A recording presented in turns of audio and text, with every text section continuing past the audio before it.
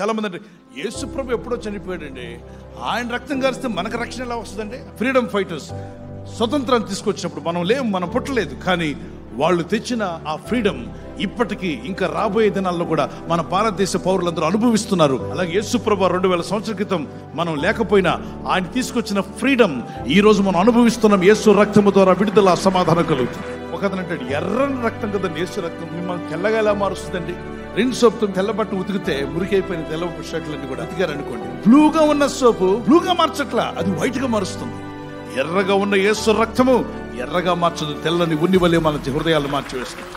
పాపం ఎరుగని పరిశుద్ధ జీవితం జీవించినటువంటి యేసుక్రీస్తు ప్రభువారు మానవ జాతి కొరకు రక్తము కార్చి ప్రాణం పెట్టుకు ఆయన ఇహలోకానికి మానవుడి రూపంలో వచ్చి ఏ పాపం ఎరగకుండా, ఏ పాపము చేయకుండా పరిశుద్ధ జీవితం జీవించి ఆ పరిశుద్ధ రక్తాన్ని సిలువలో నీ కొరకు, నా కొరకు, మానవులందరి కొరకు చిందించి మరణమును జయించి తిరిగి లేచి ఈ సత్య సువార్త లోకమంతటికి చెప్పండి. ఎవడైనా పరలోకం పోవాలంటే నా రక్తంలో కడగబడమనండి.